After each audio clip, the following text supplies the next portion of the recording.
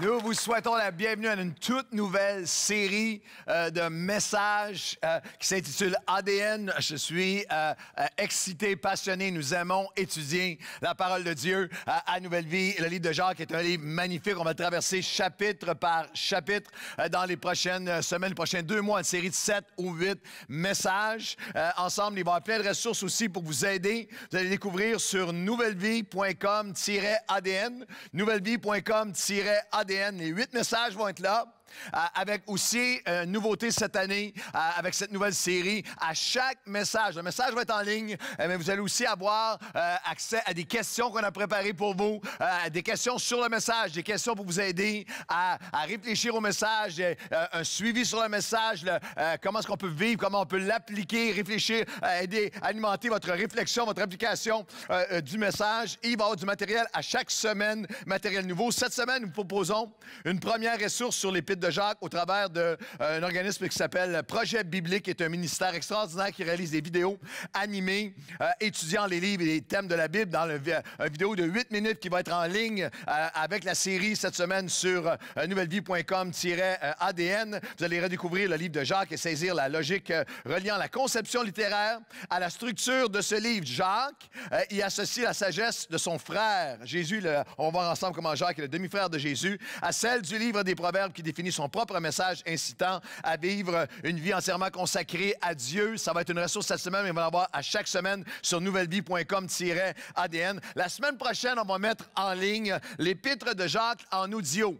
Les 5 lus en audio avec des voix et une musique et la musique par des gens de Nouvelle Vie. Alors, Nouvelle Vie qui va faire Jacques en audio pour que vous puissiez l'écouter. MP3 partout, podcast audio partout.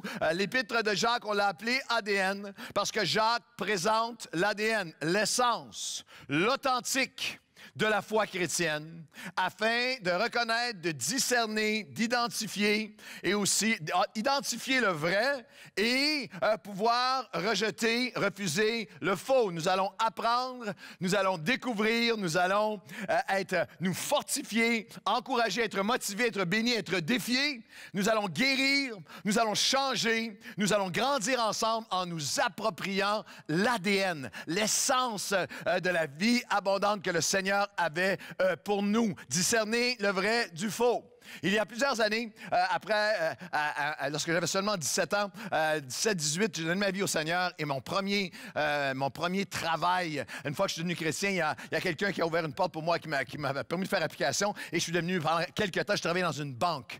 J'ai commencé comme caissier dans une banque pour aider à payer mes études et alors que j'étais caissier dans une banque, un jour, les superviseurs sont arrivés et ont dit la semaine prochaine, vous allez avoir une formation toute la journée parce qu'il y avait eu une vague, il y avait eu une épidémie, une vague de faux billets de 20, de 50, de 100 $. Moi, j'étais intéressé. Je me suis dit, ils vont nous montrer tous les faux billets, comment les reconnaître, etc. Et lorsqu'on est arrivé avec les présentations à l'époque, il y avait toutes sortes d'instruments, d'outils, et ceux qui sont venus nous enseigner ont passé la journée. Au début, j'étais déçu parce que j'ai réalisé la phrase de départ, la pensée de départ de la formation, c'était « On ne regardera pas à aucun des faux billets, nous allons étudier les vrais billets. » Voici ce qu'un vrai 100 a l'air, un vrai 50, un vrai 20. Voici, il faut que tu te familiarises avec ce qui est vrai. Parce que et la fille avait dit, celle qui donne l'atelier, avait dit, les faux varient et changent, mais si tu peux en venir à connaître, alors c'était de connaître les dimensions, la texture, les particularités. Il faut que tu connaisses le vrai. C'est en connaissant le vrai que tu peux identifier et refuser et discerner le faux. Quelqu'un devrait dire amen si vous savez où je m'en vais avec ça. Et c'est ça l'ADN. Le mot ADN veut dire, l'ADN c'est l'acide désoxyribonucléique. Je vais faire 8 semaines là-dessus, moi. L'acide désoxyribonucléique, mais bien plus que ça, l'ADN, biologiquement l'ADN, est présent dans tous les êtres vivants, le support universel qui détermine et identifie. Détermine l'identité. notre ADN qui détermine notre identité. L'Épître de Jacques est un épître qui, oui, est théologique. Il y a avoir 17 fois dans l'Épître de Jacques, théos qui est là, mais c'est un épître qui est infiniment pratique. Non seulement par l'affirmation de l'ADN, c'est quoi être chrétien, mais surtout l'application. Pas seulement la vérité de l'Évangile, le vécu, comment on le vit. Comment allons-nous vivre cet Évangile? L'ADN ne ment jamais. Vous avez eu toutes sortes de procès qui ont changé complètement de direction à cause de la preuve de l'ADN. L'ADN ne ment jamais. Il permet de distinguer le vrai du faux et l'identité. Vous allez voir, on va découvrir des phrases clés qui reviennent dans l'Épître de Jacques. Et une des phrases clés, c'est celui qui met en pratique et ne se borne pas à écouter. C'est important parce que la mutation dans le message ou notre marche avec Dieu, la mutation de notre ADN spirituel peut être très dangereuse. En effet, les mutations d'un gène de l'ADN peuvent avoir un impact énorme et même provoquer l'arrêt du renouvellement. Mais elles sont également à l'origine de l'incroyable et infinie diversité produisant l'abondance de la vie. Et je le dirais de cette façon. L'Évangile, le christianisme, le mot Évangile, pour ceux qui ne le savaient pas, veut dire bonne nouvelle. La bonne nouvelle est seulement, le christianisme, l'Évangile est une bonne nouvelle seulement lorsqu'il est authentique. L'Évangile est une bonne nouvelle seulement lorsqu'il est authentique. Sans doute que vous avez, depuis des années maintenant, on en reçoit régulièrement. Sans doute avez-vous déjà reçu un courriel de ce genre. J'ai reçu ce courriel. Je vous donne un exemple d'un courriel que j'ai reçu récemment. Gardez en tête que la bonne nouvelle est une bonne nouvelle seulement si elle est authentique. Et j'ai reçu un courriel et même on était à Barcelone. J'étais à Barcelone dans la dernière année. Et j'ai reçu une lettre, un courriel en provenance d'une banque espagnole. Cher M. Hood, j'imagine que ce courriel va vous surprendre puisque nous ne nous connaissons pas. Je travaille auprès d'une grande banque espagnole et aimerait vous aviser d'une affaire hautement confidentielle. Suite à l'accident d'un de nos clients en décembre, lequel portait le même nom que vous, Claudio Udo. C'est en Espagne. Vous devenez à présent l'unique héritier. Wow! L'unique héritier de l'argent qu'il avait déposé dans notre banque. Bonne nouvelle! Il s'agit, un courriel que j'ai reçu. Bonne nouvelle! Il s'agit de 21 millions US. Wouh! Pour pouvoir procéder au versement de cette somme. Merci de nous envoyer toutes vos données bancaires personnelles et confidentielles au plus vite. Bien à vous, Monica, pour la banque Sabadell Atlantico. Je répète, le christianisme est une bonne nouvelle seulement lorsqu'il est authentique. Et c'est ça l'Épître de Jacques. Et c'est l'Épître de Jacques et Jacques pose la question, est-ce que je sonde mon cœur, ma vie, ma marche avec Dieu, mes croyances, mes convictions, est-ce que je sonde mon christianisme, ma marche avec Dieu, à savoir si elle est authentique? Est-ce que c'est pas quelque chose que tu fais une fois dans ta vie, c'est un processus de vie. C'est ça l'Épître de Jacques. Et Jacques fait simplement écho à un message du début à la fin de la Bible. On va en parsemer au début de chacun des messages, parce que la Bible entière, j'avais un choix de centaines de passages bibliques, comme le psaume 26 qui dit « Sonde-moi, ô Dieu, fais-moi passer par tes épreuves, éprouve-moi par tes tests, éprouve-moi pour que je sache si je marche dans l'intégrité et si je marche dans la vérité. » Psaume 26, 1 et 2. « Je ne veux pas être compté parmi les hommes faux. » Galates 6, 4, dans le Nouveau Testament, que chacun examine ses propres œuvres. Nous avons tous un don spécial pour examiner les œuvres des autres. Il y a des gens qui sont spécialisés, que ce soit en personne ou que ce soit sur Facebook ou ailleurs. Il y en a qui sont spécialisés à dénoncer, à abaisser les œuvres des autres. La Bible dit que chacun examine ses propres œuvres et ainsi, alors, il aura sujet d'être dans la joie ou de se glorifier pour lui seul et non par rapport à autrui, car chacun portera son propre fardeau. Chacun rendra compte de sa vie et de sa foi lorsqu'il va se présenter devant Dieu. Chacun va être responsable de l'état de sa foi. Un autre passage en 2 Corinthiens 13, 5. « Examinez-vous vous-même pour déterminer si vous êtes dans la foi. » Carrément, pour savoir si vous êtes dans la foi. Il parle à des chrétiens dans l'église de Corinthe. Lorsqu'il parlait aux Galates, c'était à des gens qui étaient dans l'église. Il parle aux Corinthiens, après les avoir enseignés sur les dons spirituels, sur tous les fondements de la doctrine chrétienne, des gens qui se considéraient comme chrétiens. Examinez-vous vous-même pour déterminer si vous êtes dans la foi, afin que vous ne soyez pas rejetés. Et ça, c'est quelque chose que souvent les chrétiens veulent tourner la tête, veulent essayer de ne pas y penser, mais vous ne pouvez pas l'échapper. Vous faites juste même lire les évangiles. Vous lisez Matthieu, chapitre 6, 5, 6, les béatitudes, heureux ceux qui sont, les béatitudes, la prière, ne vous inquiétez de rien, l'attention, l'amour de Dieu, Matthieu 6, Matthieu 5, Matthieu 6, Matthieu 7. Jésus continue et dit, et il viendra ce jour, au jour dernier, où ils se présenteront devant moi et ils diront, Seigneur, Seigneur, nous avons prophétisé en ton nom. Nous avons vu des miracles en ton nom. Ce n'est pas ceux qui ne connaissent pas Dieu, qui étaient dans les bars jusqu'à 5 heures du matin, la nuit passée, qui disent « Nous prophétisons en ton nom ». Non, il parlait à des gens qui se croyaient avec Jésus. Jésus leur dira « Éloignez-vous de moi, vous ne m'avez jamais connu. » Je ne vous ai jamais connu. Il y a un besoin.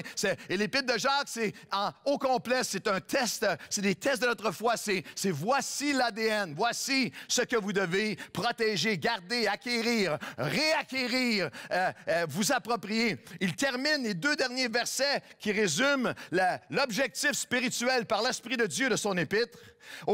Il dit au reste, frères, si quelqu'un parmi vous s'est égaré de la vérité, les versets 19 et 20 du chapitre 5, et qu'un frère te ramène, qu'il sache que celui qui ramènera un pécheur de la voie où s'était égaré sauvera une âme de la mort et couvrira une multitude de péchés. Alors c'est une question qui est d'importance capitale. Il n'y a rien qui a plus de valeur sur cette terre que notre relation avec Dieu.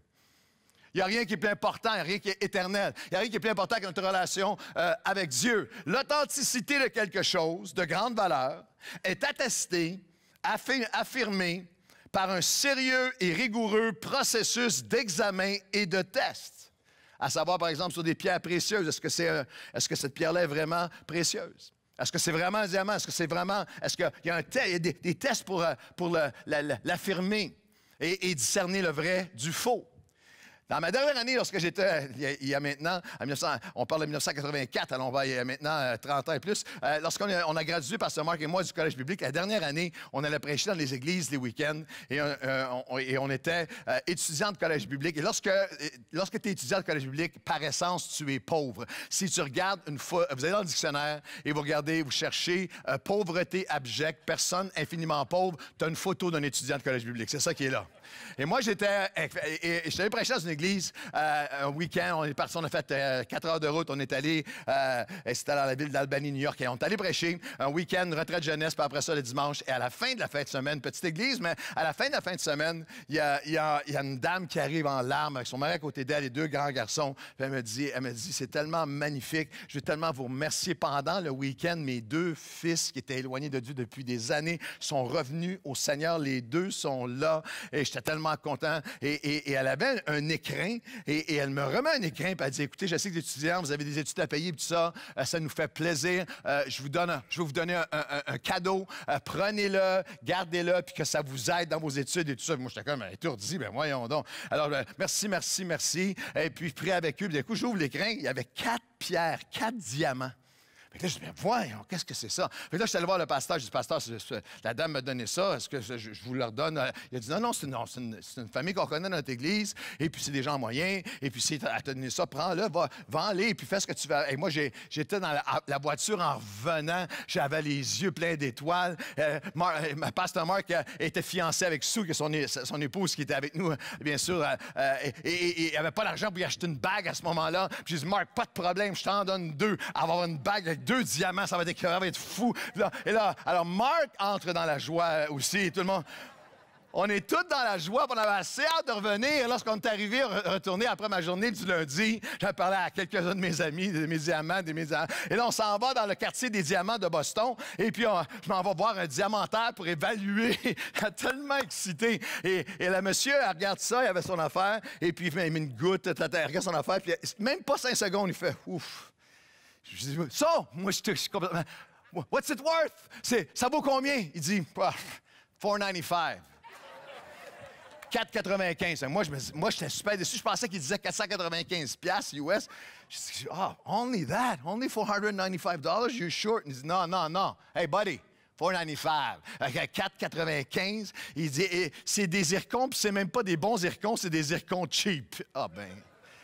Oh, la vallée de la mort. Et le plus fou, alors moi je reviens, Marc, range-toi avec ta bague, moi je ne peux pas t'aider. Vous avez eu peur que je dise « et sous une bague, une fausse bague depuis qu'elle est mariée », mais c'est pas ça. Et lorsqu'on est revenu, j'étais tellement déprimé. Moi, je pensais on va payer mes dettes d'études, on va m'acheter une petite auto. Non, on est juste... Et pour juste la claque finale, le lendemain, le directeur m'appelle. On a eu un appel de... Tu es allé prêcher dans une église en fin de semaine? Je dis oui. Il y a une dame qui t'a donné des diamants? Oui. Elle veut les ravoir. Sure. Ça m'avait coûté 8 $ pour lui renvoyer par la poste. Cette femme-là a été trompée. Puis une des phrases clés de l'Épître de Jacques, c'est « Ne soyez pas trompés ». Elle pensait avoir quelque chose d'une grande valeur, mais on lui avait refilé du faux. C'est grave dans les diamants, c'est grave dans toutes sortes de domaines, mais il n'y a aucun domaine de votre vie aussi plus important, plus grave que votre vie éternelle, votre marche avec Dieu pour vous et vos enfants. Alors combien diraient avec moi, Seigneur, j'ouvre ma vie, j'ouvre mon cœur, je veux que tu me révèles, que tu m'enseignes, que tu me donnes, que tu me montres, que tu, Seigneur, me remplisses de ton ADN à toi. Je suis prêt à passer par les tests. Je veux avoir, Seigneur, la vie éternelle et la vie abondante que tu as pour nous. Est-ce qu'on peut applaudir à l'avance Dieu qui va le faire? C'est important d'avoir un peu de contexte à l'Épître de Jacques. Jacques 1:1, on commence au début, on va traverser les chapitres ensemble, qui commence avec Jacques, serviteur de Dieu et du Seigneur Jésus-Christ, aux 12 tribus qui sont dans la dispersion ou qui sont répandues. Et en français, ils ont traduit « salut ». C'était bien plus que ça, c'était « kairo ». C'était une salutation ancienne qui disait « santé ». Joie sur toi. Littéralement, Kairo voulait dire sois dans la joie de Dieu qui est avec toi. C'était plus que salut. Il y a deux éléments importants à la contextualisation, qui sont essentiels à votre compréhension un peu de toute la série. L'auteur et à qui le message s'adresse. L'auteur, c'est Jacques.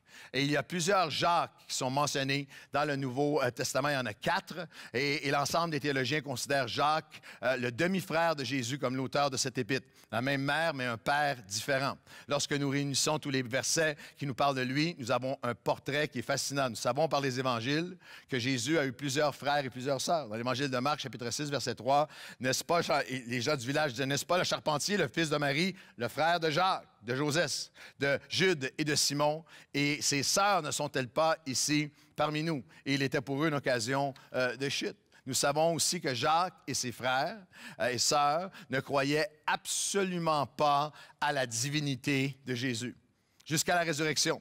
Et même qu'ils le méprisaient et avaient honte de lui et croyaient qu'il avait perdu l'esprit. Marc 6:1, un prophète n'est méprisé que dans sa patrie, parmi ses parents et ceux de sa maison. Les 4 évangiles le soulignent, car ses propres frères non plus ne croyaient pas en lui. À la croix, ce n'est pas à un de ses frères de sang que Jésus a confié Marie, sa mère, mais à l'apôtre Jean, parce que ses frères étaient incroyants et ses sœurs. Ce n'est qu'après la résurrection que Jacques est devenu un croyant et un chrétien. Et l'apôtre Paul nous dit en 1 Corinthiens 15:5 que Jésus, après la résurrection, est apparu à Pierre, il est apparu aux 12, à plus de 500 personnes à la fois, et il est apparu à Jacques, son frère, son demi-frère, puis à tous les apôtres. Et Jacques est présent dans la chambre haute. On le trouve dans Actes 1, 13, 14. Il est là en prière avant la Pentecôte avec les autres. Et en Galates 2:9, l'apôtre Paul dira plus tard que Jacques, Pierre et Jean sont considérés comme des colonnes et des piliers de l'Église. Pensez-y un instant comment ça a dû être tout un cheminement pour Jacques. Combien d'entre vous avez un frère? Vous avez un frère. Levez votre main, vous avez un frère. Qu'est-ce que ça prendrait pour que votre frère vous convainque qu'il est le Fils de Dieu? Je vais vous donner il y a 2 étapes très simples.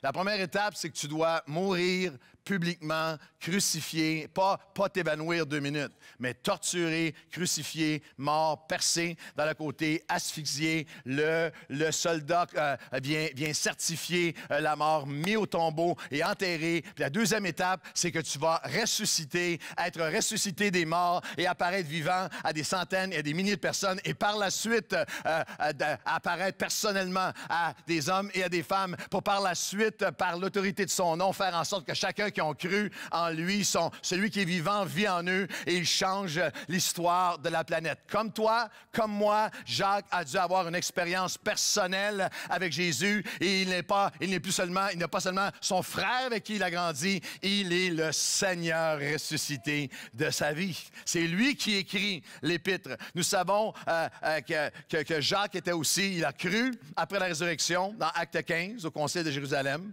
Et là, il a pris une prominence, il est devenu le pasteur de l'Église de Jérusalem. Ce n'est pas le même Jacques que vous retrouvez dans les Évangiles qui a été le premier martyr, on le lit dans les Actes des Apôtres, il a été le premier martyr. Ici, c'est Jacques qui est maintenant pasteur de Jérusalem. Et Paul, Pierre, Barnabas et les apôtres des anciens, dans Acte 15, il y a un grand concile sur le futur de l'Évangile vers les nations. Et c'est Jacques qui se lève avec la parole d'autorité et de sagesse. Et en même temps, c'est fascinant, on l'a lu, comment il se présente. Il se présente, qu'est-ce qu'il dit lui-même? Il dit, je suis Jacques, le demi-frère de Jésus. Oui, c'est moi. Ma mère, c'est Marie. Respect. Non, il se présente comme, qu'est-ce qu'il dit de lui-même? Je suis un serviteur, un doulos. Je suis un serviteur de Dieu et du Seigneur Jésus-Christ. Et là, je suis serviteur de Dieu et ce Jésus ressuscité, il est Seigneur, il est le Kyrios, c'est le mot grec. Je suis un simple serviteur volontaire. C'était le mot le plus bas pour un esclave. Un esclave, il dit, moi, je suis un esclave volontaire avec un engagement de mon cœur. Et à l'époque, tout le monde est obligé de dire César Kyrios, César est Seigneur. Mais lui dit non, Jésus est Seigneur. Et les historiens nous disent qu'il a été assassiné peu de temps après Étienne, alors qu'il priait pour ceux qui... ils l'ont mis au-dessus d'une falaise et on dit, tu renies qu'il est le Seigneur, renie que Jésus est le Seigneur, dis qu'il est un enseignant, renie qu'il est Seigneur et on va te sauver la vie. Et lui s'est mis à prier pour eux. Ils l'ont jeté en bas et lorsqu'ils sont arrivés en bas, il n'était pas mort. Les historiens disent qu'encore là, ils l'ont laissé là, l'ont torturé pour finalement lui défoncer le crâne et les dernières paroles de sa bouche étaient « Père, pardonne-leur, ils ne savent ce qu'ils font. Seigneur Jésus, entre tes mains, je remets mon esprit. » Alors ça, c'est Jacques qui est l'auteur. Et lorsqu'on lit qu'il s'adresse aux 12 tribus qui sont, qui sont répandues, qui sont dans la dispersion, l'épître est écrit en l'an 40-50. C'est un des épîtres les plus tôt qui a été écrit, le plus près de la résurrection, quelques années après l'ascension de Christ, peu de temps après la mort d'Étienne, le premier martyr de l'Église en Acte 7. Et les 12 tribus, lorsqu'on dit l'expression les 12 tribus, c'est les Juifs qui étaient devenus chrétiens, qui étaient maintenant répandus à travers le monde, alors qu'ils sont retournés dans leur nation après la Pentecôte et aussi dispersés par des vagues de persécution qui débutent et qui amènent de grandes épreuves. Et vous avez un portrait magnifique. Et à partir de l'Ancien Testament, nous avons toutes les dates où le peuple, les 12 tribus représentent le peuple de Dieu, ont été dispersés pendant parfois des siècles. Mais là, ils sont rassemblés afin d'être répandus comme des semences de vie. C'est un portrait du corps de Christ. Passez-y un instant. Une église comme la nôtre, avec les milliers de personnes qui sont ici, nous étions dispersés chacun de notre côté. Mais l'église, c'est pas une compagnie, c'est pas une entreprise, c'est pas une filiale, c'est pas une business, c'est pas une succursale. Nous sommes une famille, nous sommes un corps. Nous devenons frères et sœurs. Moi, je vis depuis toutes les années le côté si magnifique. Cette semaine, on a un jeudi soir de cette semaine, on avait une soirée avec le comité d'administration de l'église, diacre. Le mardi matin, on est en prière ensemble avec des gens qui, à une certaine époque, on était tous étrangers, mais c'est maintenant, Dieu nous a rassemblés et c'est ma famille, c'est notre famille. Nous sommes frères, nous sommes sœurs et nous avons été, le mot dispersé, dont on tire le mot diaspora, et qui veut dire littéralement une semence répandue. Des gens qui étaient étrangers, qui deviennent une famille. Nous sommes rassemblés afin, chacun d'entre nous, d'être une semence qui va être répandue pour aller offrir la vie que le Seigneur Jésus nous a donnée et que nous offrons à d'autres. Je veux applaudir la famille de Dieu, il n'y a rien de plus beau que ça. Et lorsque Jacques va commencer à enseigner sur quel est notre ADN, il commence avec ce qui était leur réalité. Il va débuter, puis on va mettre 2 messages sur le chapitre 1, parce que le premier ADN qu'il va adresser, c'est l'ADN à travers nos épreuves. Parce que ceux à qui il parlait vivaient des épreuves horribles, vivaient une persécution où tout ce qui leur était cher leur a été arraché. Imaginez, parce que et plusieurs d'entre vous, c'est pas quelque chose qui est au passé, au futur, c'est au présent.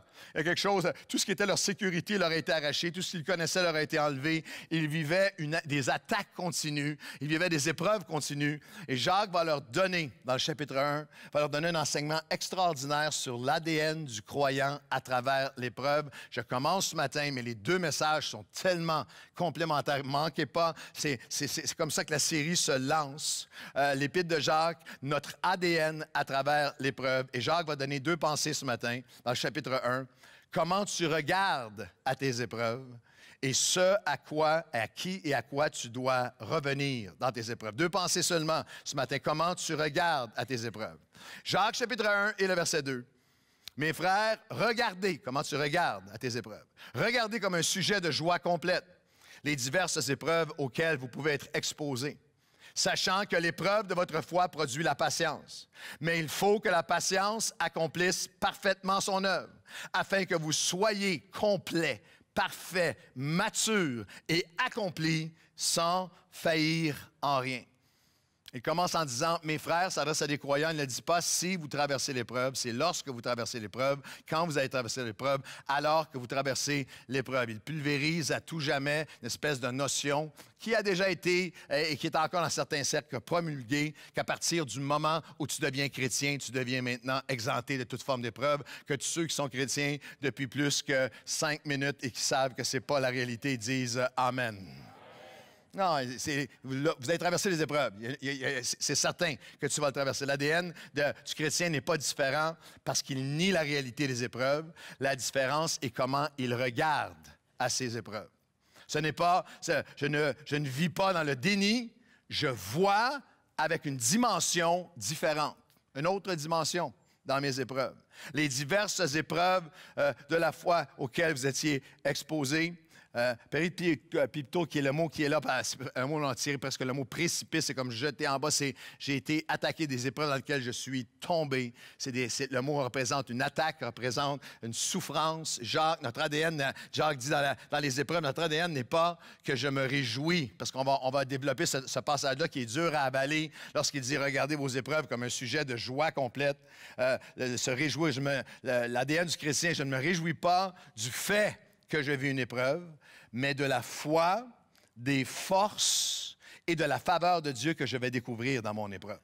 La joie n'est pas dans la réalité de l'épreuve, mais dans la richesse et les révélations qui vont émerger de l'épreuve. La joie n'est pas dans l'annonce de l'épreuve. « Hey tout le monde! Wouh! Épreuve! » C'est pas dans l'annonce de l'épreuve. Il leur annonce, il fait face à la réalité, mais dans l'apprentissage que nous allons faire dans l'épreuve et de tout ce qui va s'accomplir en nous et par nous à travers l'épreuve. Notre ADN dans l'épreuve est un ADN de réalisme et aussi un ADN d'être alerte. L'apôtre Jacques les enseigne d'être prêt pour le combat. Sois prêt. Combien comprennent que lorsque tu t'attends à une bataille, tu te défends mieux? Si tu t'attends, alors il est en train de dire à chacun, attends-toi à, il va y en avoir, sois prêt à. Je me souviens, lorsque j'étais en secondaire 1, ma mère, sous les conseils des conseillers pédagogiques à l'époque et tout ça, entre la 6e et le secondaire 1, on dit faut que vous le mettiez dans une école spéciale parce que j'étais très, très agité, j'avais toutes sortes de problèmes et carences. Alors, elle m'a mis dans un collège privé. Elle n'avait pas les sous pour le faire, mais elle travaillait 2 jobs pour me mettre dans un collège privé. Et il fallait que je prenne un autobus pour traverser la ville pour aller à ce collège-là. Imaginez-vous, j'étais en secondaire 1, du quartier Saint-Michel, et il fallait que je mette une chemise, une cravate pour aller. Et on avait un uniforme, chemise, cravate. Alors, je partais en jean avec ma froc de cuir, mon habit dans un sac Adidas, à tous les jours pour prendre l'autobus parce que je voulais pas être vu dans un autobus avec une chemise et une cravate. Et j'arrivais au coin de Rosemont et Saint-Michel et j'allais me changer dans les toilettes avec la cravate tout croche, je arriver en classe. J'étais pas... Tous les autres fils qui étaient là étaient de certains milieux qui n'étaient pas le mien. Et un jour, dans la classe, secondaire 1, il y avait un gars qui terrorisait tout le monde. Et puis, à la fin de la journée, à un moment donné, puis il faisait toutes sortes d'affaires, il faisait ce qu'il voulait. Il était gros pour l'époque, pour nous. Et à la fin, à un moment donné, un matin, après la deuxième classe de biologie, il a dit « Toi, Hood, là, 4 heures après-midi, dehors, on va régler ça. » Alors là, à partir de ce moment-là, moi, toute la journée, les profs, j'ai pas entendu rien d'autre, j'écoutais rien dans mes classes, et puis j'étais juste là, j'étais préparé, j'avais été averti. J'étais prête. Et j'étais vraiment prête. Et il y a des sortes d'émotions dans ce temps-là. Après, la cloche sonne à 4 heures. Puis lui, il avait dit ça à tout le monde. Fait que tout le monde était là. Ouh, 4 heures. Alors, t'as comme l'idée, des idées folles. Je m'en allais vers l'extérieur. Puis je me suis dit, ben, peut-être qu'il a oublié. Mais non, il n'avait pas oublié. Mais, alors j'ai sorti, il s'en venait derrière moi, je l'ai vu derrière moi, je me suis reviré de bord, puis patlard. Et j'ai tout donné ce que j'avais, il est tombé par terre, j'étais par-dessus, j'avais assez peur qu'il se relève. Et au fil des années, j'en ai reçu bien plus que j'en ai donné. Mais cet après-midi-là, j'étais prêt. Et c'est ce jour-là qu'ils m'ont mis dehors du collège. C'est là que... mais mon point est que Jacques veut que vous soyez prêts. Lorsque tu es prêt pour le combat. Alors, il est en train de dire à quelqu'un, il va y avoir des épreuves, sois prêt. Dites à quelqu'un près de vous, il va y avoir des épreuves, sois prêt. Dites à quelqu'un près de vous. Mais avez-vous remarqué que même lorsqu'on est prêt, parfois la violence de l'épreuve nous renverse? Je ne vous montrerai pas ça en vidéo, mais j'ai regardé un extrait aux Nouvelles du Sport d'un combattant UFC récemment. Lui, il a passé sa vie à être prêt. Il est dans la cage, il est prêt, et le combat a duré 8 secondes.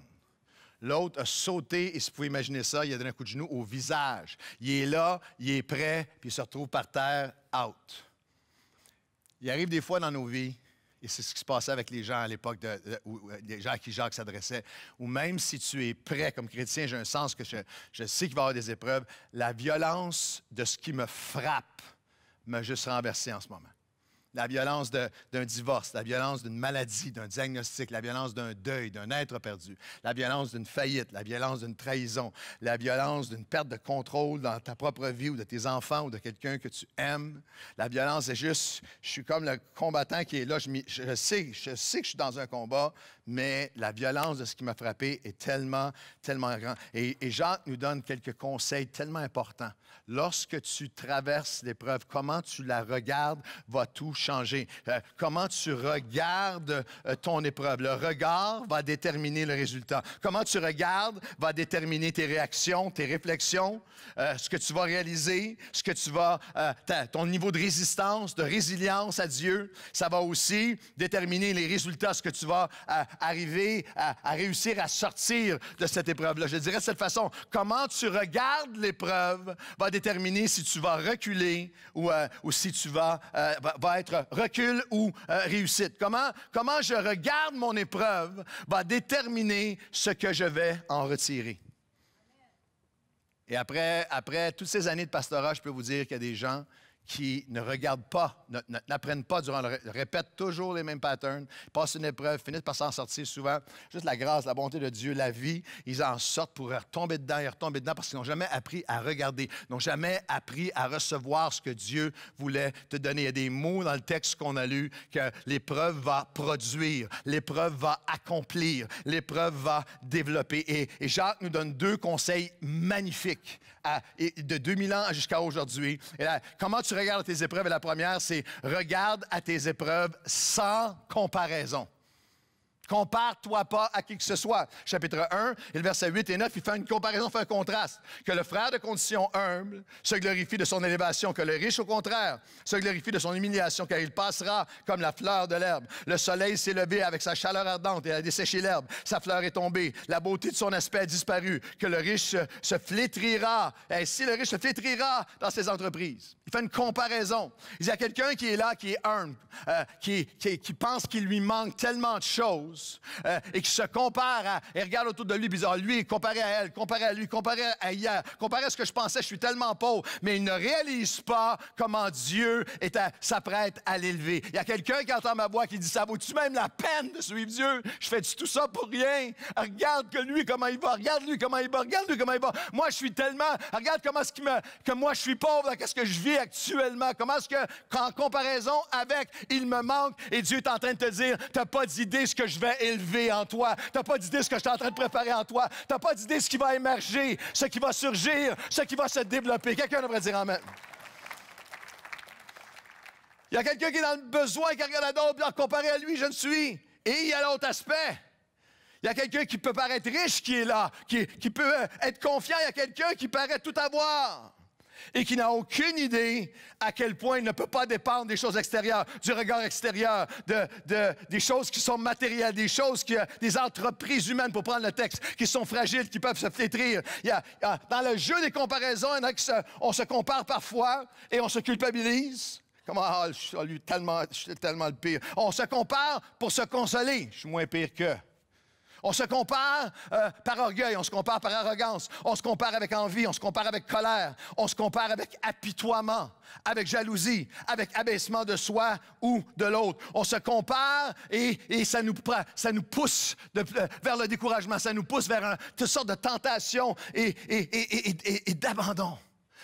Lequel d'entre nous n'a pas vécu cette tentation de la comparaison? L'apôtre Jacques dit, si tu traverses une épreuve, ne te compare à personne. Ton épreuve, elle est lourde, elle est vraie, elle fait mal, elle est aujourd'hui, mais la comparaison contribue au découragement, à l'anxiété, à l'apitoiement et à toutes sortes de tentations. Vous savez ce que je veux dire?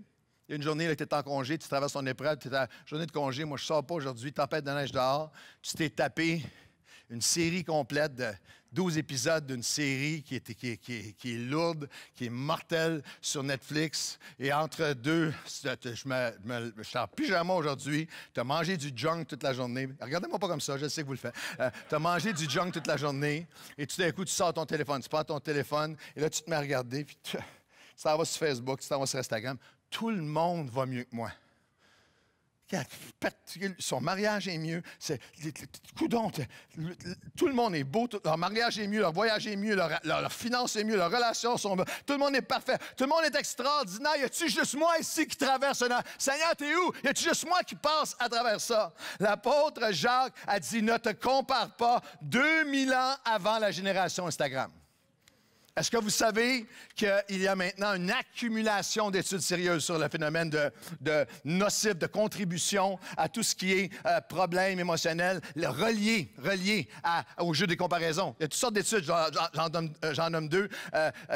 Une de Anna Krasnova, chercheur en sciences sociales à l'Université de Berlin.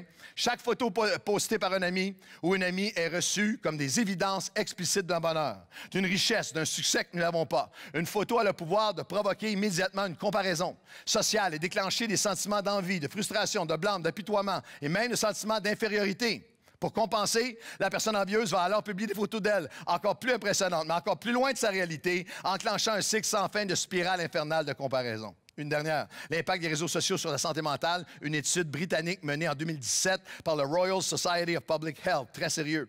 Plus de 90% des jeunes âgés entre 14 et 24 ans ont un compte sur au moins un des réseaux sociaux suivants, Facebook, Instagram, Twitter, Snapchat, YouTube. Selon la même étude, les taux d'insomnie et de troubles de santé mentale tels que la dépression et l'anxiété pour le même groupe d'âge ont augmenté d'environ 70% dans les derniers 20 ans. Les médias sociaux semblent donc avoir un effet très néfaste sur la santé mentale de la nouvelle génération hyper connectée. L'article continue et parle de la surconsommation, de la dimension addictive, du cyberbullying, de la cyberdéprime et conclut en disant YouTube et par contre le réseau social qui cause la plus grande perte de sommeil chez les jeunes. À part la perte de sommeil, la création des buts irréalistes liés à l'utilisation des réseaux sociaux qui donnent l'impression que tout le monde est plus beau, Instagram, que tout le monde est plus drôle, Twitter, que tout le monde est plus talentueux, YouTube, plus riche, Instagram et YouTube, et a plus d'amis, Facebook et Snapchat, que même les jeunes, plus beaux, plus riches que nous, et même les jeunes à éprouver de l'anxiété liée au FOMO. C'est un acronyme en anglais, Fear of Missing Out. Tout le monde vit quelque chose que moi, je ne vis pas. Peur de rater quelque chose. De la dépression liée au mal d'être face à son apparence, son style de vie, un sentiment de solitude, d'isolation. J'aimerais vous dire que ce n'est pas seulement dangereux en ligne. Dans le monde de la famille de Dieu, les comparaisons nous tuent pendant nos épreuves. Comment ça se fait que moi, je suis tout seul, puis que Comment ça se fait que je suis encore toute seule, puis toutes mes amies se sont mariées? Comment ça se fait que je vis ça? Comment ça se fait que Gaël, avec ses bébés, moi, je n'ai jamais été capable d'avoir un enfant? Comment ça se fait que lui réussit tellement? Comment ça se fait que lui... Comment ça se fait que cette église-là avance? Comment ça se fait que ça? Comment ça se fait que... Pourquoi, en comparaison avec autour de nous, comparaison avec des chrétiens, comparaison avec des non-croyants? Nous avons tous famille non-croyants et chacun, le psalmiste l'a vécu, Asaph, il y a 2700 ans, lorsqu'il a dit, lorsque je regardais au sort de ceux qui n'ont pas l'air de rien vouloir faire pour Dieu, ils ont l'air mieux que moi, ils ont l'air en meilleure position que moi, ils ont l'air mieux que moi. Toutes ces émotions, ce qui montent, lorsque nous nous comparons, nous oublions les couronnes que Christ promet qui vont résulter de nos épreuves. Et c'est ma dernière pensée aujourd'hui. Comment tu regardes à tes épreuves? Ne regarde pas avec comparaison. Regarde aux couronnes. Chapitre 1 de Jacques, verset 12. Heureux l'homme qui supporte patiemment la tentation après avoir été éprouvé. Il va vivre des épreuves, mais il recevra la couronne de vie que le Seigneur a promise à ceux qui l'aiment. Romains 8, nous savons du reste, toute chose concourt au bien de ceux qui aiment Dieu, de ceux qui sont appelés selon ses desseins. Il y a des couronnes, il y a des richesses que seulement nous pouvons acquérir à travers l'épreuve. Et ce n'est pas les couronnes seulement pour après, c'est pour ceux qui aiment Dieu maintenant. Et là, pendant tes couronnes, il y a deux choses, pendant tes épreuves. On commence avec ça, on va regarder à la suite la semaine prochaine. Mais il y a deux façons de regarder qui sont essentielles. Je refuse de me comparer. Je refuse de comparer avec l'extérieur que je vois des autres. Ma vie est unique devant Dieu. Dieu a un plan pour moi. Dieu va faire son œuvre en moi. Dieu est amour pour moi. Dieu est fidèle pour moi. Dieu va travailler en moi. Dieu va diriger en moi. Dieu a une destinée pour moi. Et je regarde plutôt aux couronnes et à Christ. Hébreux 12, 2. Ayant les regards sur Jésus, l'auteur est celui qui va rendre complète, celui qui va faire maturer ma foi, qui, en vue de la joie qui lui était réservée, a souffert la croix, méprisé la honte et s'est assis à la droite du trône de Dieu. Je reviens à la partie là, qui est dure à digérer du verset qu'on a lu, lorsqu'il a dit « Regardez avec joie les diverses épreuves ». Mais remarquez qu'il a dit « Regardez avec une joie pure ». Une joie complète, une joie mature. Jacques n'était pas un masochiste, puis il n'était pas non plus un sadique. J'aime ça souffrir, ça me rend joyeux, et j'aime ça voir souffrir d'autres. Non, il n'est pas là-dedans. Il est en train de dire, il y a dans l'épreuve une compréhension, une pureté, une maturité. Il ne dit pas que réjouissez-vous que l'épreuve vous arrive, que vous êtes attaqué. Il dit, réjouissez-vous de ce que l'épreuve va accomplir en vous, de ce que l'épreuve annonce en fait. Il faut que la patience s'accomplisse parfaitement son œuvre. Dans l'épreuve, il y a des choses qui vont être produites, il y a des choses qui vont être accomplies. Et je termine le message en vous donnant, puis je ne prêche pas une demi-heure chaque, je vais juste traverser une liste de choses que vous allez peut-être réaliser. Puis ceux qui vont, alors que je vais les énumérer, si vous l'avez vécu dans votre vie, criez Amen parce que quelqu'un a besoin de l'entendre. Chacun d'entre nous a besoin de l'entendre ce matin. Voici comment je regarde à mes épreuves. Je regarde à mes épreuves en regardant aux couronnes que Christ a promis. Il y a des choses que seulement l'épreuve va produire. Les épreuves vont produire une résilience, vont produire une résistance et une plus grande capacité de réussite. Ça, c'est sûr. C'est comme ça qu'un enfant apprend à marcher. Et il tombe, et c'est sa seule manière qu'il apprend à marcher. Il se scrape les genoux, c'est la seule manière qu'il apprend à marcher et à courir. C'est comme ça que tu apprends, que tu gradues, que tu grandis de l'élémentaire au secondaire, au cégep, à l'université. Tu passes des examens, tu passes des tests, tu grandis, tu apprends de tes erreurs, tu apprends et tu grandis. Il y a des choses que tu traverses en ce moment, la Bible en est remplie et chacun de nous l'ont vécu. Il y a des choses que nous traversons qui ne sont pas causées par nous, ne sont pas la volonté de Dieu, soit être causées par d'autres, causées par toutes sortes de circonstances. Dieu, et je vais l'enseigner la semaine prochaine, Jacques dit que celui qui vit une épreuve ne blâme pas Dieu. Dieu n'est pas celui qui les envoie, Dieu est celui qui les utilise. Et il y a quelque chose que Dieu est en train de préparer en toi à travers cette épreuve-là. Il y a une capacité, il y a une force, il y a une résilience, il y a des réussites extraordinaires du futur qui sont là pour toi parce que tu traverses cette épreuve-là en ce moment. Seulement à travers l'épreuve, il y a la couronne de la résilience et la couronne d'une relation plus profonde avec Dieu. Soyez honnêtes. C'est rarement lorsque tout va bien, lorsque tout est super, lorsque tu tombes à l'envers dans la piscine avec un verre de thé glacé et un compte en banque bien garni que tu cries à Dieu. C'est souvent dans notre moment d'épreuve que nous sommes rappelés de notre besoin de lui. C'est souvent dans l'épreuve. Et la maturité chrétienne, parce que ça, c'est le propre des pasteurs. Combien? Depuis 35 ans, je vois des gens que lorsqu'ils sont dans leur épreuve, leur deuil, leur épreuve, la maladie, ils perdent quelqu'un, il se passe quelque chose de grave dans leur vie, un accident, tout à coup, apparaissent à l'église, Père, oh, et priez, priez, priez, tout le monde prie. Merci, oh, vous êtes fins les chrétiens, oh, que vous êtes bons. Et la minute qu'ils sortent de leur épreuve, ils disparaissent. Jusqu'à la prochaine. La maturité, l'affermissement de ma foi, c'est que quel que soit ce que je traverse, et dans mon épreuve, je dis, Seigneur, cette épreuve me rappelle à quel point je dépends de toi, j'ai besoin de toi, j'appelle à toi et tu es là pour moi. Quelqu'un devrait dire oui. Une relation plus profonde avec Dieu, une résilience, un retour à un cœur plus humble, une repentance face à nos jugements et nos arrogances. Il n'y a pas d'humilité sans souffrance.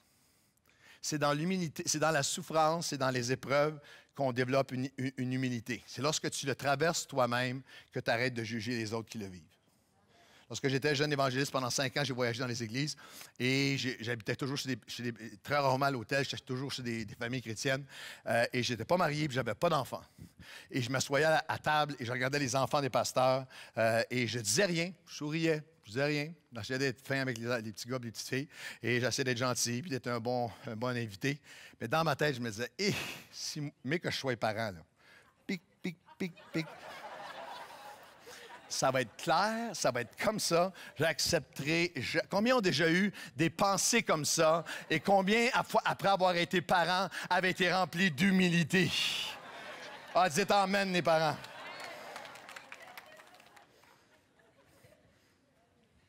Pendant des années, il y avait des pasteurs qui étaient qui étaient sans pitié, sans possibilité, sans pitié pour des gens qui vivaient un divorce, jusqu'à ce que quelqu'un de leur famille le vive.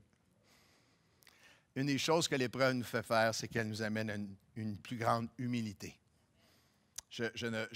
Plus tu grandis en Dieu, plus tu grandis et tu traverses des épreuves, moins tu juges d'autres, moins tu te crois meilleur que d'autres, moins tu te crois supérieur à d'autres. Il y a un approfondissement, il y a un rapprochement, une réalisation, un rapprochement. Une des choses qui prend place souvent pendant une épreuve, c'est que tu réalises à quel point il y a du monde qui t'aime. Tu réalises peut-être dans ta propre famille, dans l'épreuve qui se sont manifestées, et je vais le dire de cette façon, dans la famille de Dieu. Il y a plein de gens, après toutes ces années de pastorat, il y a plein de gens qui nous disent, c'est lorsque... Je sais que l'Église était là, tout ça, mais c'est lorsque j'ai vécu ça, lorsque j'ai vécu mon divorce, lorsque j'ai vécu le décès, lorsque j'ai vécu la maladie, de voir, je ne réalisais pas à quel point les chrétiens, à quel point c'est vrai qu'on est une famille, à quel point l'épreuve nous fait souvent réaliser à quel point nous sommes aimés de Dieu, à quel point il y a des gens dans notre vie qui sont précieux. Si dans l'épreuve, vous avez réalisé la beauté, la préciosité du corps de Christ, voulez-vous applaudir et dire, Seigneur, c'est vrai, dans l'épreuve, j'ai réalisé que... Dans l'épreuve, il y a une couronne de ressemblance. Dans l'épreuve, nous sommes transformés. Il y a plus à l'image de Christ, l'homme de douleur. Il y a quelque chose qui arrive. Il y a une compassion qui vient dans l'épreuve. C'est lorsque tu es dans l'épreuve que tu le vis, tu vas avoir compassion pour les autres qui vont vivre la même chose. Et juste une compassion, il y a le caractère de Christ qui se forme tellement plus lorsque nous sommes dans l'épreuve. Une douceur, une patience, un pardon, une empathie. À travers l'épreuve, l'empathie se développe. À travers les coupures du cœur et les combats, la compassion pour d'autres se développe. Notre ADN dans l'épreuve, comment tu regardes à tes épreuves? Tu regardes à Christ, tu regardes aux couronnes. Il y a un relâchement de ce qui nous retenait à travers l'épreuve. Comprenez bien ceci. L'épreuve, la souffrance est souvent lorsque nous perdons quelque chose ou quelqu'un, que nous pensions que si jamais je perds ça, je ne serai pas capable de vivre. Ma vie est finie. Et bien que les relations soient très importantes, ou des choses, ou des ambitions, ou des projets, ou des choses que si ça ne se passe pas comme ça, là, je suis fini. Mais dans l'épreuve avec Dieu, si tu regardes à l'épreuve et aux couronnes de l'épreuve, une des plus grandes couronnes de notre marche avec Dieu, c'est qu'il y a des choses que je pensais que si j'ai pas ça, c'est fini. Si ça n'arrive pas maintenant, c'est fini. Mais Dieu a un plan pour ma vie et j'ai non seulement survécu, mais il y avait une saison encore plus grande pour moi de l'autre côté de ce que je pensais. Invivable, impossible, intenable. Dieu est avec moi et le seul que je peux pas perdre, c'est lui. Savez-vous un des effets les plus nocifs et destructeurs de la sécularisation de notre société, sécularisation, de l'élimination graduelle de la pensée biblique, de la connaissance de principes de vie bibliques, christologiques, spirituels? Savez-vous ce que le mot séculier vient du latin? saeculum. Et saeculum veut dire maintenant, tout de suite, l'immédiat. C'est une génération entière qui dit, si j'arrête pas de souffrir, maintenant, c'est fini. C'est une génération entière qui dit, si je n'ai pas ce que je veux maintenant, si les plans ne se font pas comme je voulais, maintenant, si je n'ai pas ma promotion, maintenant, si je n'ai pas ma relation, maintenant, si je n'ai pas le bonheur dans mon couple, maintenant. C'est une société entière qui est axée sur le maintenant. Mais avec Dieu, tu as une notion qu'il est alpha et il est oméga, qu'au-delà de cette douleur, que de l'autre côté du maintenant, il y a encore les promesses de Dieu, il y a encore sa fidélité, il y a encore une œuvre qui est en train de se faire en moi. Et de l'autre côté de cette tempête-là, il y a un rivage de la bénédiction de Dieu qui m'attend. Quelqu'un va dire amen. Il y a un relâchement. En fait, quand tu traverses ces épreuves, tu deviens de plus en plus libre. Si je n'ai pas ça, là, c'est fini. Non, finalement, je n'ai pas ça. Je suis plus libre. Je suis plus libre pour le service. Il y a des dépendances qui tombent à travers nos épreuves. Il y a un rappel, j'arrive à la fin, il y a un rappel du pourquoi je dois regarder aux couronnes et à Christ. On a lu le texte et le verset rapparaît à l'écran, je pense que c'est la diapo 16. Ayant les regards sur Jésus, l'auteur et celui qui va rendre ma foi complète, qui va faire augmenter, maturer, développer ma foi, qui en vue de la joie qui lui était réservée, a souffert la croix, méprisé la honte, et s'est assis à la droite de Dieu. L'épreuve me rappelle pourquoi je regarde à Jésus dans mes épreuves, c'est parce que lui, lorsqu'il était à la croix, regardait à moi. Tu saisis ça, là? Jésus, en vue de la joie qui lui était réservée. À la croix, Jésus regardait et sa joie, c'est toi, c'est moi. C'est chacun d'entre nous racheté, pardonné.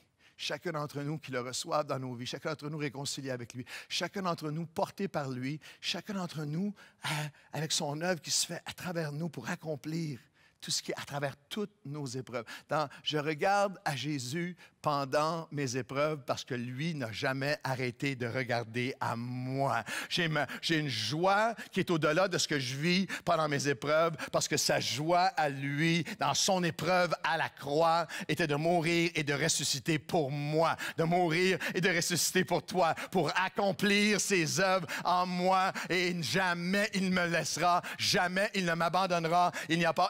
Et je termine avec ça, c'est ce à quoi je regarde et c'est à lui que je reviens dans mes épreuves. Dernier verset que je n'aurai pas le temps d'enseigner la semaine prochaine, mais Jacques 1, 16 à 18, ne vous y trompez pas, faites-vous pas tromper, allez pas vers le faux, le vrai, mes frères bien-aimés, c'est que toute grâce excellente et tout don parfait descendent d'en haut du Père de lumière, chez lequel il n'y a ni changement, ni ombre de variation. Il nous a engendrés selon sa volonté par la parole de vérité, afin qu'en quelque sorte nous devenions, je vais l'expliquer la semaine prochaine, les prémices de ces Écritures. Les épreuves me donnent une fraîche révélation qu'il y a seulement de bonnes choses qui viennent de mon Père qui est dans les cieux, de grâce, et que mon Père qui est dans les cieux a une volonté pour moi. Il a un plan pour ma vie et il n'y a pas d'ombre ou de variation. Moi, j'ai des ombres et des variations. Les gens autour de moi en ont. Les circonstances en ont. Mais il n'y a pas d'ombre de variation en lui. Il est seulement amour, seulement fidélité, seulement tout-puissant, seulement engagé envers moi. Mes yeux sur lui parce que ses yeux sont sur moi. Vous devriez dire un dernier grand Amen. Quelle que soit l'épreuve, ne regarde pas en te comparant. Regarde à Christ. Regarde aux couronnes qu'il veut accomplir en toi. Je pourrais me promener dans l'église et je demandais quelques personnes de venir me rejoindre ce matin pour prendre une photo finale. Et je pourrais me promener dans l'église et prendre des photos de plein de gens de notre église qui sont pour prendre les mots du texte, qui sont des témoignages vivants que toute grâce excellente, tout don parfait descend d'en haut, du Père des Lumières, chez lequel il n'y a ni changement ni ombre de variation, qui vous témoignera chacun d'entre eux qu'à travers la pire épreuve qu'ils n'auraient jamais pu imaginer lorsqu'ils l'ont traversée, que Dieu a produit des couronnes, que Dieu a accompli des choses en eux. Je vais vous expliquer la semaine prochaine Ce que le mot patience veut dire dans le premier, ce n'est pas une patience passive d'endurer. C'est une capacité à se tenir surnaturellement par la grâce de Dieu à travers tout ce qu'on nous traversons. Si vous regardez à partir de ce côté-là, de votre droite vers la gauche, Christian et Chantal vous diraient que lorsque leur fille de 13 ans a été frappée par une voiture et est décédée, cette épreuve-là, humainement, tu ne peux pas en sortir. Mais Dieu, dans son amour, dans sa fidélité, a non seulement rebâti, restauré, mais ce couple-là sont maintenant des piliers dans cette Église, sont maintenant un couple qui amène la vie, qui anime des groupes et qui amène la vie à tous ceux qui le touchent. À travers cette épreuve horrible, Dieu a produit, Dieu a accompli. Charles et Manon ont vécu l'épreuve de perdre, devenus veufs, de perdre leur conjoint, d'avoir ce sentiment de qu'est-ce qui va m'arriver, de solitude et d'abandon. Mais à travers cette épreuve, Dieu a fait son œuvre, Dieu a accompli, Dieu a produit les deux ensemble. Mais maintenant, ils sont mariés maintenant et son pasteur ici à Nouvelle Vie faisait une œuvre extraordinaire auprès des personnes du bel âge de notre Église, mais aussi dans tous les départements, à tous les âges de l'Église, parce que de l'épreuve, Dieu a accompli, de l'épreuve, Dieu a produit. André, qui est à l'arrière à côté de moi, vous dirait que lorsqu'il a vécu l'épreuve d'aller remettre les clés à la banque de son entreprise qui faisait des millions quelques années auparavant, puis qui a vécu cette faillite, il pensait que c'était le jour le plus horrible de sa vie. Mais alors qu'il s'est accroché au Seigneur et qu'en sortant de la banque et dans les semaines qui suivaient, il a commencé à avoir des sans-abri dans les rues de Montréal qu'il n'avait jamais vu avant, une pensée qui est venue dans son esprit, ça pourrait même m'arriver à moi. Et un ministère s'est développé, un cœur pour les autres, qui est devenu une référence, qui est devenu une source de vie, qui vont servir nourriture et vêtements depuis des années aux itinérants de Montréal. L'épreuve a produit, l'épreuve a accompli. Sonia et plusieurs autres, et plusieurs personnes même sur notre équipe pastorale, vous diraient que lorsque le divorce arrive, lorsque l'abandon, lorsque le déchirement prend place, une mère qui se retrouve seule avec 2 ados, tu ne sais même pas si tu vas survivre à demain. Mais elle a regardé à Christ. Elle a regardé à ce que Dieu avait préparé pour elle. Aujourd'hui, cette femme qui est la pasteur des missions ici à l'Église Nouvelle-Vie est une femme de Dieu que Dieu a bénie. Et Dieu avait des choses préparées pour elle qu'elle n'aurait jamais même pu imaginer. Et ce n'est que le commencement parce que l'épreuve accomplit, l'épreuve produit quelque chose. Et Monique, lorsqu'elle était dans un immeuble en pleine dépression, dans une tour à Toronto et qu'elle regardait en bas avec la tentation de suicide alors qu'elle était une MBA, une femme d'affaires avec grande réussite, dans les profondeurs de sa dépression, dans l'épreuve de la dépression. Mais elle a regardé à Christ. Elle a regardé aux couronnes que le Seigneur pourrait produire. Et Dieu n'a non seulement restauré et sorti de sa dépression. Elle est une épouse, elle est une maman, elle est sur le conseil d'administration de notre Église, elle est une femme de Dieu qui sert avec Vision mondiale. Elle est vibrante de vie parce que l'épreuve, de l'autre côté de l'épreuve, Dieu produit. Dieu accomplit. Et croyez-moi, lorsque Naomi et Sébastien ont appris que le beau Mathis s'était diagnostiqué avec une leucémie lymphoblastique aiguë, pendant cette période où, à l'hôpital et tous les traitements et tout ce qui peut prendre place, cette épreuve, tu penses cette épreuve humainement pourrait te mettre sur tes genoux, pourrait mettre fin à toi. Mais j'ai vu ce couple, cette famille avec leur fille Sophia. J'ai vu la famille se tenir. J'ai vu la famille dire, Seigneur, à travers cette épreuve, tu es là, tu es présent. Leurs yeux ont été sur Christ. Ils l'ont regardé. Et aujourd'hui, non seulement est-il libre du cancer, non seulement est-il en rémission, non seulement est-il en santé, mais il y a quelque chose qui a été développé dans le cœur, dans cette famille. Il y a un œuvre qui va s'accomplir. Je veux dire, quelle que soit ton épreuve, regarde pas en comparaison. Regarde à Christ, regarde à ses couronnes. Tu n'as pas idée ce que Dieu prépare en toi et à travers toi. Au nom de Jésus, et tout le monde devrait dire Amen.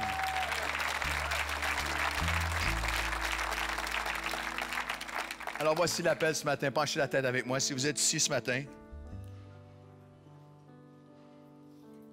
en toute simplicité, et vous avez, dans la dernière année, ou en ce moment même, ou dans la dernière année, traversé, on a tous des combats, mais des gens, là, que c'est une épreuve. C'est une fournaise, c'est une épreuve, c'est un drame, c'est une attaque. Et vous êtes ici ce matin, vous dites, Pasteur Claude, ce message, là, c'est pour moi, je suis dans l'épreuve. Je veux regarder à cette épreuve comme Dieu veut que je la regarde. Je vais regarder à Christ sans comparaison. Et je veux croire ce que tu as dit ce matin, que cette épreuve va me préparer, que cette épreuve, Dieu va m'en sortir, va m'en guérir, mais que Dieu va accomplir des choses en moi à travers ce que j'ai vécu, parce que je vis même en ce moment, au-delà de tout ce que je pouvais imaginer. Si vous êtes ici ce matin et vous traversez cette épreuve, cette fournaise, je vous demande simplement de vous lever là où vous êtes à votre place. Vous dites, c'est moi. J'ai l'humilité de le dire. Je me lève avec mon épouse, je suis seul. Je me lève, je traverse. J'ai traversé une épreuve. Juste vous lever partout dans la salle.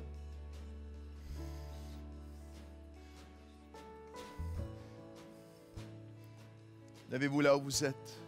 Et maintenant, avec douceur, mais avec respect, homme avec homme, femme avec femme, tous les croyants, voulez-vous ouvrir les yeux un instant?